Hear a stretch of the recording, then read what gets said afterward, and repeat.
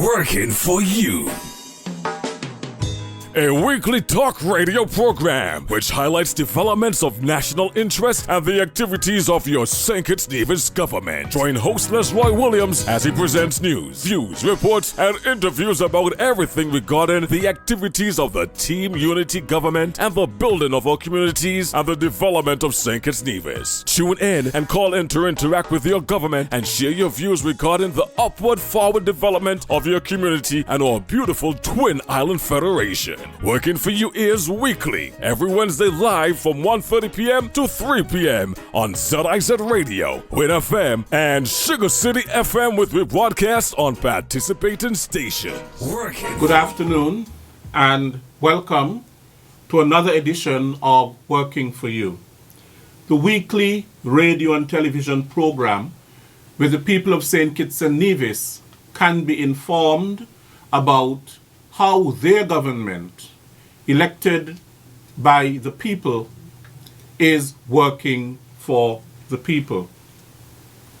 I want to thank Miss Jamiela McPhail, who ably conducted Working for You for the last 2 editions of Working for You while I was away.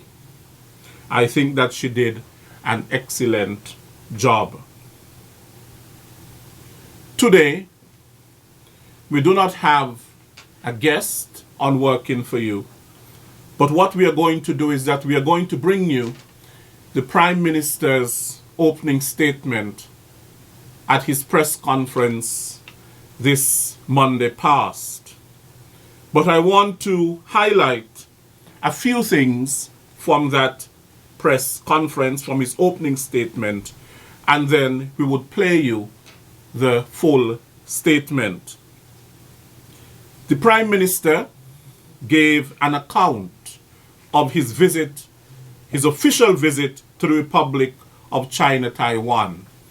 Of course, whenever the Prime Minister travels and whatever he does, he likes to give an account of what he's doing. And that really speaks to the transparency and accountability of the government. The government is not on a joy ride. The government is working for the people.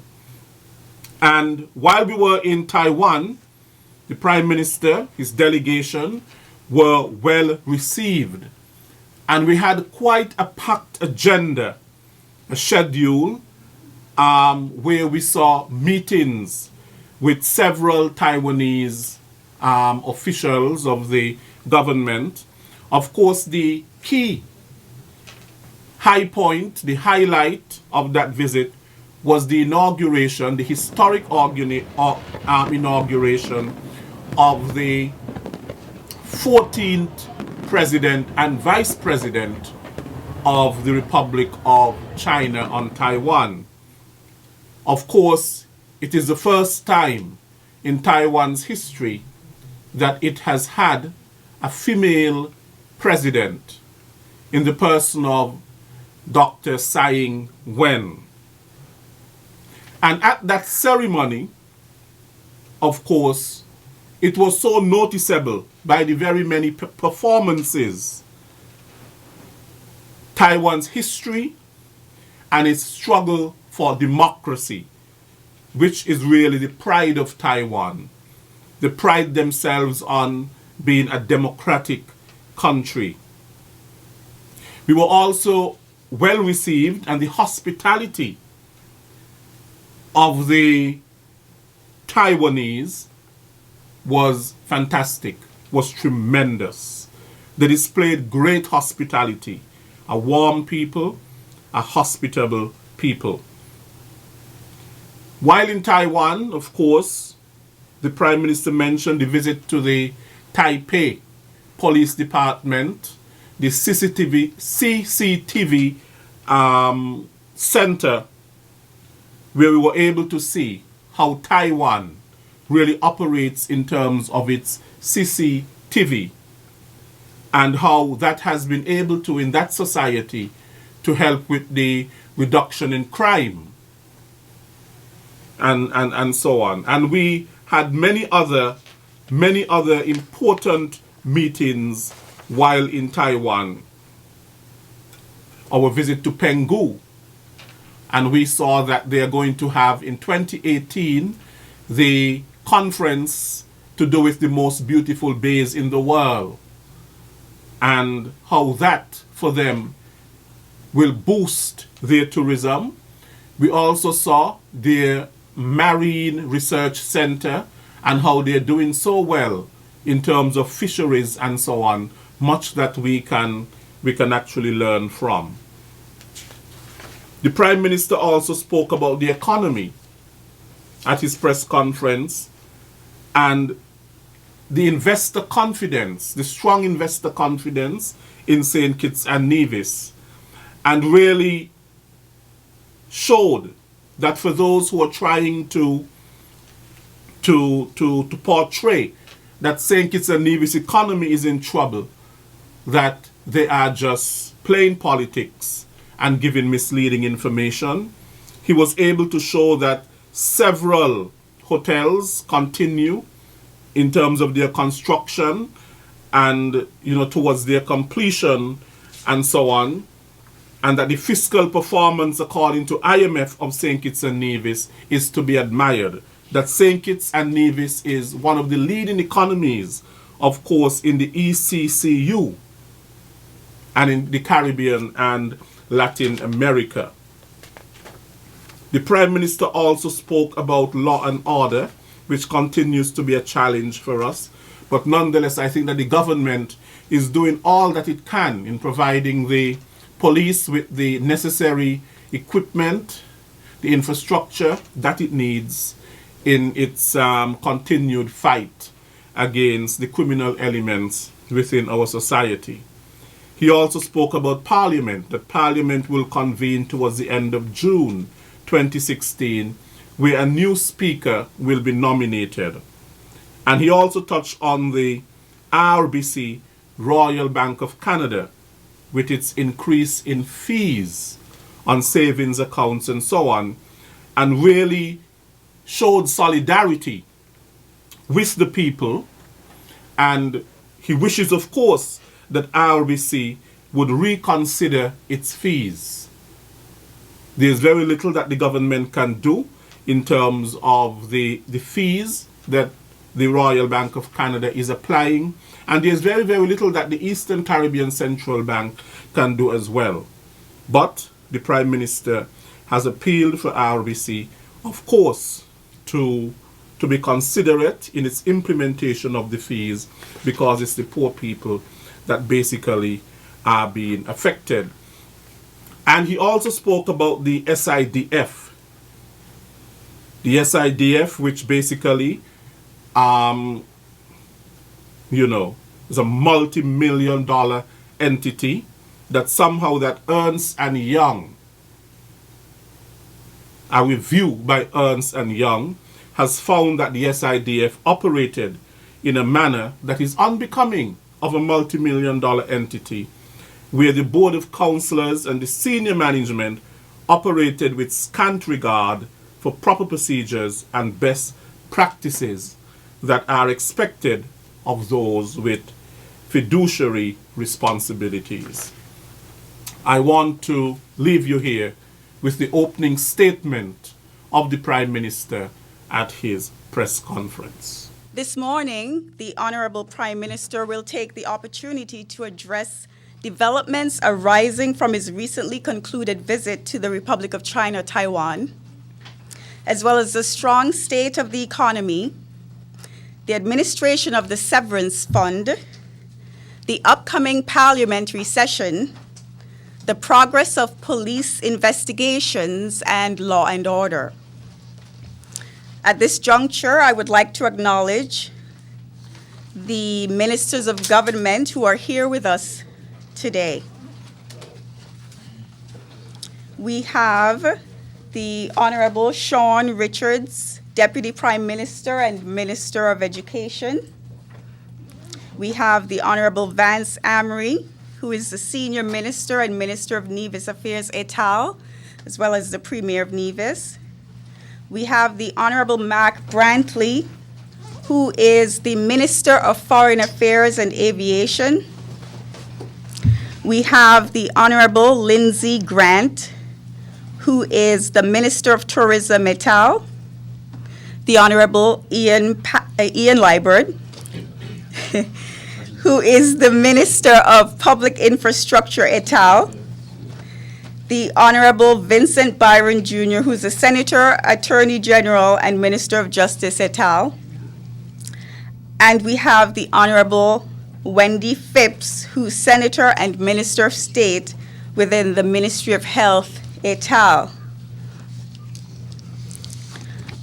I would also like to acknowledge the presence of ambassadors, permanent secretaries, and other officials in the administration.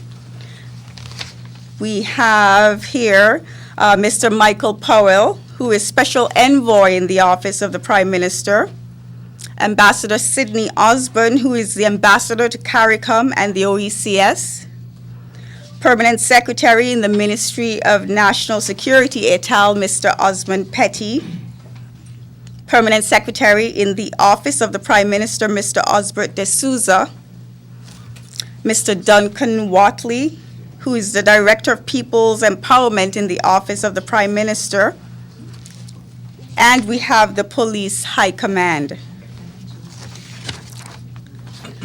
Oh, I also acknowledge the presence of the Financial Secretary, Mrs. Hillary Hazel, and we also have the Cabinet Secretary, Mrs. Josephine Huggins. I also acknowledge the Director General of the St. Kitts and Nevis Information Service, Mr. Lesroy Williams. We also have Mr. Samal Duggins, I see, Mr. Richard Keynes, and Dave King of Brams Hill Policing Advisors here with us today. Finally, I extend a warm welcome to esteemed members of the press corps. When asking your questions, please state your name and the news organization you represent for the benefit of everyone. I will now invite the Honorable Prime Minister to make his opening remarks. After making his statement, the Honorable Prime Minister will take your questions. Thank you, Honorable Prime Minister. Thank you very much. Good morning, ladies and gentlemen, Cabinet colleagues, government officials, and representatives of the media. I deem it an honor to be able to report to you again regarding my stewardship as Prime Minister of St. Kitts and Nevis and that of the government which I have the privilege to lead. Team Unity, you would recall, came into office with a mandate to make life better for our people, create more jobs, and to provide more opportunities for our people across a range of endeavors. We pledge a better way of doing things and to change from the culture of dependence on government to one of a more constructive relationship of government facilitation and incentivizing entrepreneurship. We pledge to work hard to provide excellent performance to our citizens and residents alike, and to foster the environment for our people and country to excel. This government, in a way, is unlike any other, but in very good ways. We are a coalition of three parties working together as one entity, and we are working for the common good. We have no junior nor senior partner. We are all partners in government. We approach the government as a whole. The electorate on February 16th voted for a unity government, not a PLP government, nor a CCM government, nor a PAM government. I am grateful that to date we have operated at a high level of unity, of purpose, of trust, and maturity.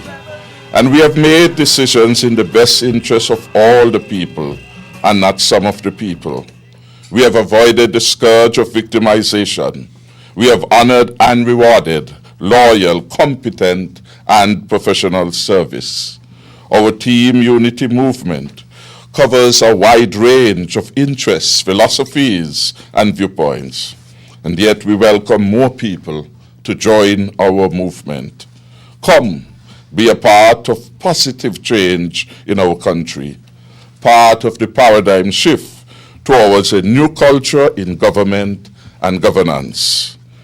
This new approach to governing on behalf of the people, rather than the party loyalists, the political oligarchy, or the parasitical oligarchy, has received outstanding support from those who believe in the new way and from those who believe in unity. And it has won us converts to our cause. That is why 70% of the people have given positive reviews of Team Unity's performance and policies and our new ethos of accountability. Speaking of accountability, I now report on my official visit to the Republic of China, Taiwan. I am pleased to report that my delegation and I completed our official visit to Taiwan, and we returned home last Wednesday. We thank God for traveling mercies. The visit to the inauguration and the historic swearing in of Taiwan's 14th-term president and vice president was made more memorable as its first female rose to take the oath as president of Taiwan. All of Taiwan's diplomatic allies attended the ceremony. I repeat, all of Taiwan's diplomatic allies, but other countries were also represented at the inauguration. Some 700 foreign invitees from 59 countries participated. I was accompanied on this trip by the Honorable Vance Amory, our senior minister, and his spouse, the Honorable Vincent Byron Jr., our Attorney General and his spouse, and Mr. Lesroy Williams, Director General of SKNIS.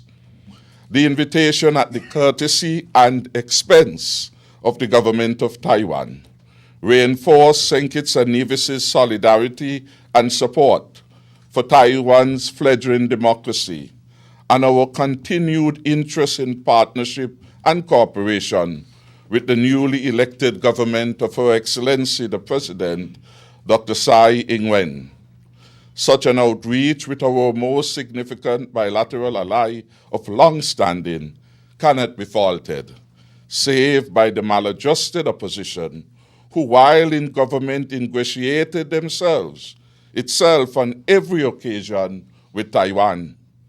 Now in purgatory, its members are trivializing the very relationship that they so robustly pursued in government.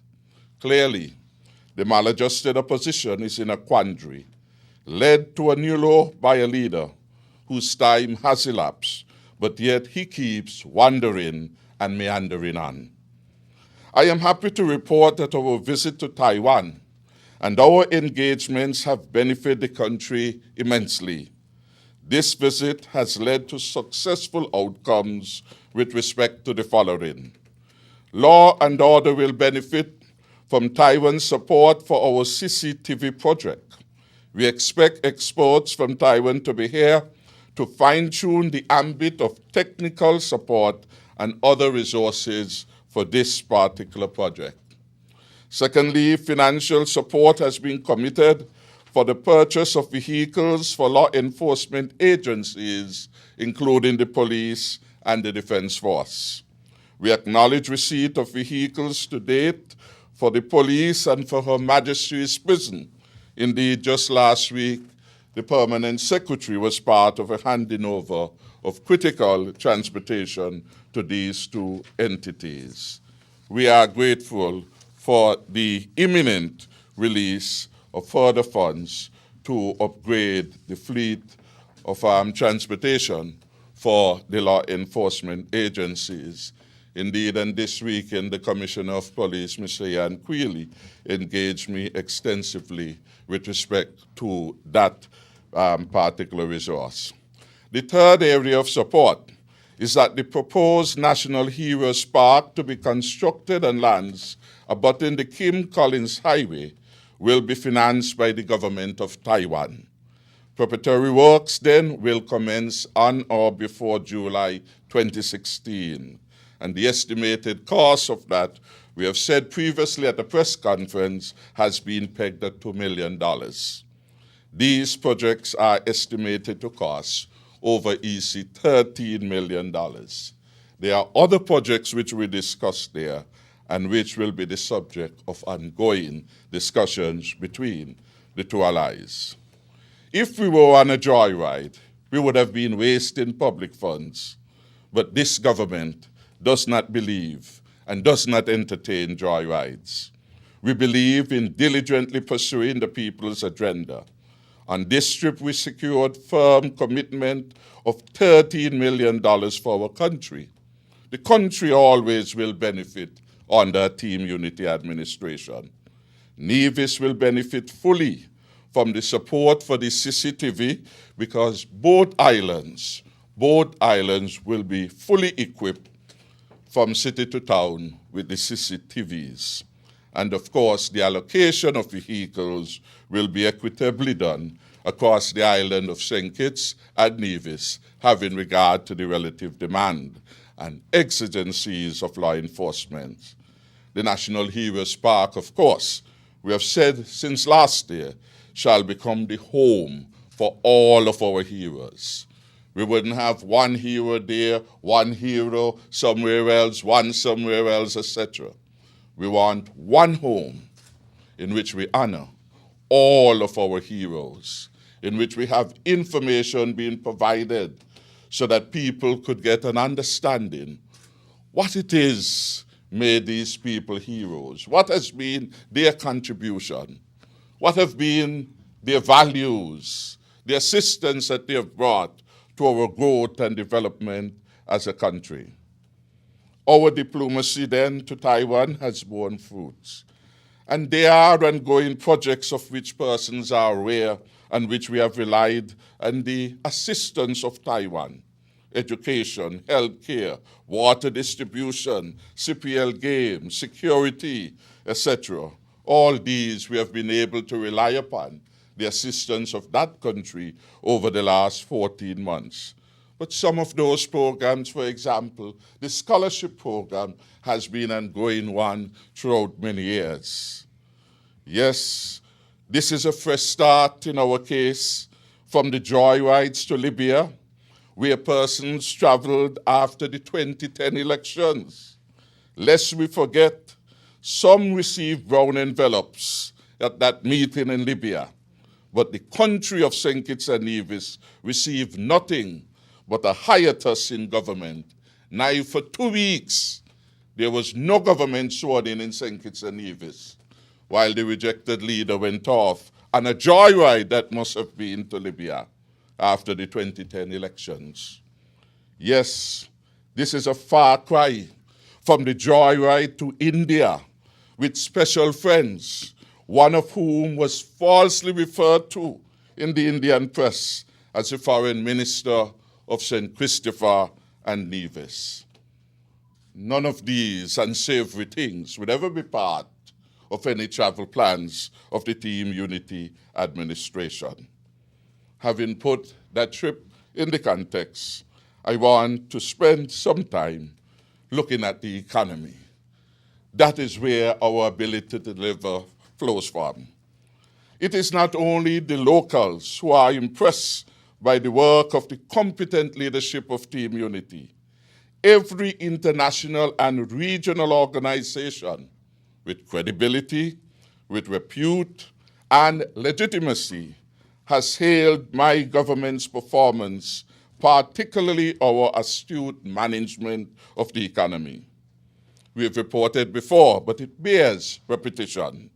The governor of the Eastern Caribbean Central Bank has commended us as the best performing economy in the sub-region for 2015, and our anticipated top performance in the currency union for 2016.